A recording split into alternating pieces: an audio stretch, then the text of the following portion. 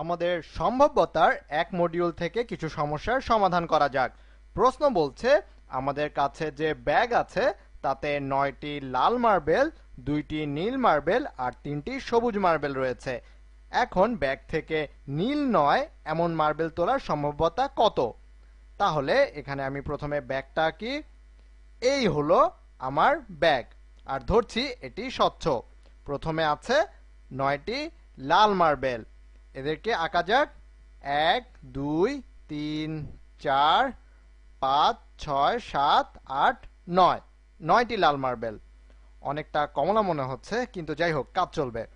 ২টি নীল মার্বেল, তাহলে এই একটি আর এই আরেকটি। তারপর থাকছে ৩টি সবুজ মার্বেল, ৩টি সবুজ মার্বেল। ১ ২ ৩।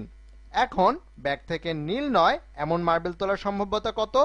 এখন এদের যদি মিশিয়ে রাখি তাহলে ধরতে হবে যে প্রত্যেকটি তোলার সম্ভাব্যতা সমান। তাহলে প্রথমে চিন্তা করতে হবে যে সম্পূর্ণ অংশের মাঝে কত ভাগ অংশ আমাদের শর্ত মেনে চলে।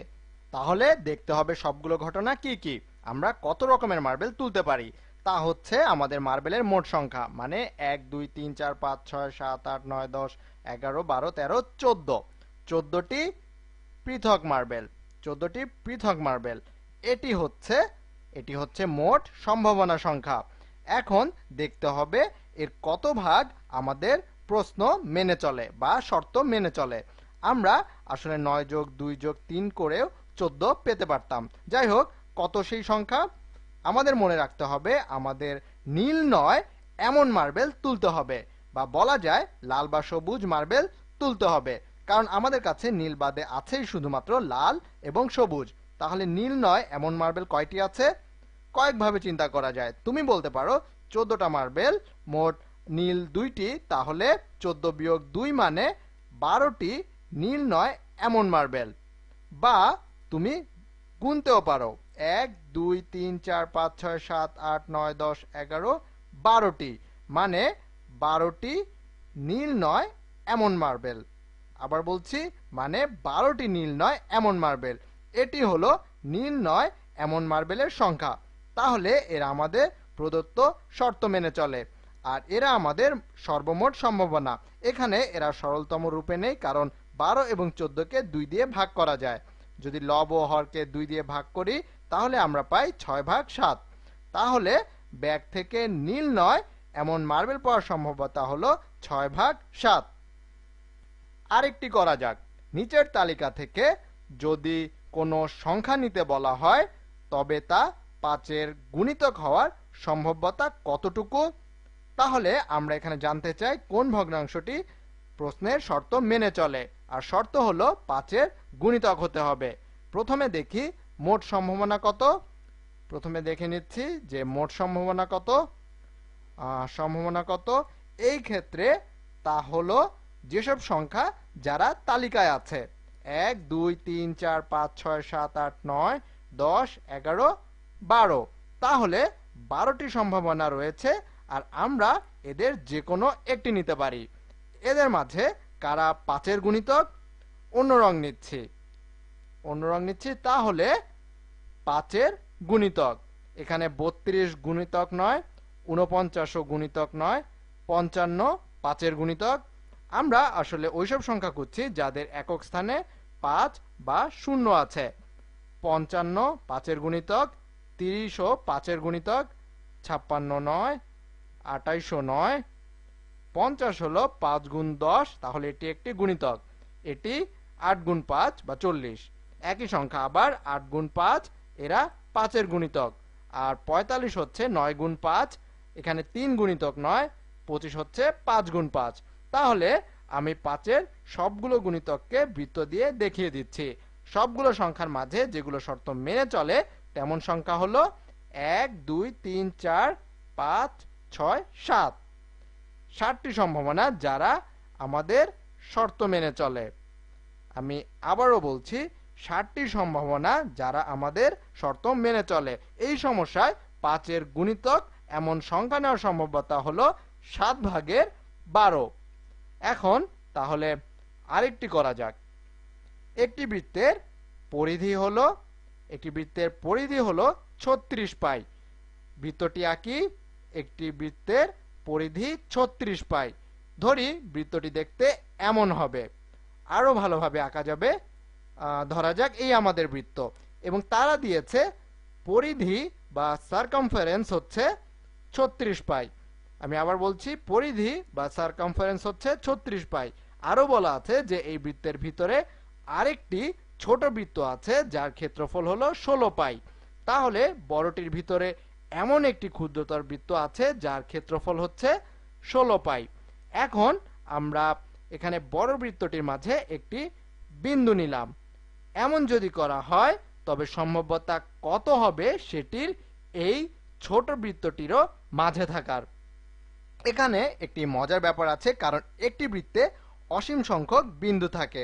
এটি আগের সমস্যার মতো পৃথক বল বা মার্বেল নয়, বা কোনো সংখ্যাও নয়। এখানে মূলত অসীম সম্ভাবনা রয়েছে। তাহলে আমরা যখন ছোট বৃত্তের মাঝেও বিন্দুটি চাচ্ছি, তখন আমরা চাইব ওই শতকরা মানটি যা দেখাবে সেসব বিন্দু যারা বড় বৃত্তেও আছে এবং ছোট বৃত্তেও আছে। অন্যভাবে চিন্তা করলে বিন্দুটি বড় বৃত্তেও থাকবে, ছোট বৃত্তেও থাকবে। তার সম্ভাব্যতা হলো ওই মান যা দ্বারা আমরা এদের ক্ষেত্রফলের অনুপাতটা জানতে পারবো। এটি এখন শুনতে একটু অদ্ভুত মনে হতে পারে, তবে আমার মনে হয় যে বুঝিয়ে দিলে তোমাদের জন্য সুবিধা হবে। তাহলে করা যাক। তোমার এই 36 পাই ব্যবহার করতে ইচ্ছা হতে পারে, তবে আমাদের মনে রাখতে হবে যে এটি পরিধি, আর আমাদের প্রয়োজন এই বৃত্তগুলোর ক্ষেত্রফল। আর ক্ষেত্রফল জানার জন্য আমাদের দরকার ব্যাসার্ধ, কারণ ক্ষেত্রফলের সূত্র হলো পাই গুণ ব্যাসার্ধের বর্গ। আমরা এর ব্যাসার্ধ জানতে পারবো পরিধির মান থেকে, কারণ পরিধি সমান 2 গুণ পাই গুণ ব্যাসার্ধ, বা বলতে পারি 36 পাই সমান 2 পাই গুণ ব্যাসার্ধ। উভয় পক্ষকে আমরা 2 পাই দিয়ে ভাগ করে পাই। 2 পাই কাটা গেল এখানে, আর এই পাশে 36 ভাগ 2 হলো 18, আর পাই কাটা গেল। তাহলে আমরা পাচ্ছি ব্যাসার্ধ সমান 18। তাহলে এই বড় বৃত্তের ব্যাসার্ধ হলো 18, আর তাহলে এর ক্ষেত্রফল হবে পাই গুণ ব্যাসার্ধের বর্গ, মানে পাই গুণ 18 বর্গ। এখন 18 বর্গ সমান কত? 18 গুণ 18। এখন এখানে 8 গুণ 8 সমান 64। 8 গুণ 1 হলো, 8 এর সাথে 6 যোগ করলে 14। এখানে শূন্য বসালাম কারণ আমরা দশকের ঘরে আছি। 8 গুণ 1 সমান 8 এবং 1 গুণ 1 সমান 1। তাহলে এখানে আমরা কি পাচ্ছি? 4 নেমে আসবে। 4 যোগ 8 হলো 12, 2 হবে, 1 যোগ 1 যোগ 1 হলো 3। তাহলে এখানে 324। আমরা পাচ্ছি ক্ষেত্রফল পাই সমান 324 বা 324 পাই। তাহলে বড় বৃত্তের ক্ষেত্রফল, যা আমি হলুদ রঙে দেখাচ্ছি, এই পুরো ক্ষেত্রটির ক্ষেত্রফল হচ্ছে 324 পাই। তাহলে আমাদের কাঙ্ক্ষিত মান হচ্ছে বড় বৃত্তের ওই অংশ যা ছোট বৃত্তের ক্ষেত্রফল। আমি এটা লিখে নিচ্ছি। তাহলে আমাদের কাঙ্ক্ষিত মান হচ্ছে বড় বৃত্তের ওই অংশ যা ছোট বৃত্তের ক্ষেত্রফল। কাঙ্ক্ষিত সম্ভাব্যতা যেন বিন্দুটি ছোট বৃত্ততেও থাকে, আমি এখানে লিখব। এটির সম্ভাব্যতা সমান হবে বড় বৃত্তের যে অংশ ছোট বৃত্ত ধারণ করে, বা বলা যায় বড় বৃত্তের যে অংশ ছোট বৃত্তের ক্ষেত্রফল। তাহলে তা হবে 16 পাই ভাগ 324 পাই। পাইগুলো এখানে কাটা যাবে, আর মনে হচ্ছে এরা দুইজনই 4 দ্বারা বিভাজ্য। লবকে 4 দিয়ে ভাগ করলে পাচ্ছি 4, হরকে ভাগ করলে পাচ্ছি কি পাচ্ছি? 320 ভাগ 4 হলো 80, আর 4 ভাগ 4 হলো 1, তাহলে 81। তাহলে সম্ভাব্যতা হচ্ছে, আমি কিন্তু এটিকে সঠিক আকারে আঁকিনি, আঁকলে আরো ছোট হতো। তাহলে কোনো বিন্দু নিলে তা বড় বৃত্তেরও হবে এবং ছোট বৃত্তেরও হবে, তার সম্ভাব্যতা হবে এদের ক্ষেত্রফলের অনুপাত। অর্থাৎ আমাদের উত্তর হবে 4 ভাগ 81। আবার দেখা হবে।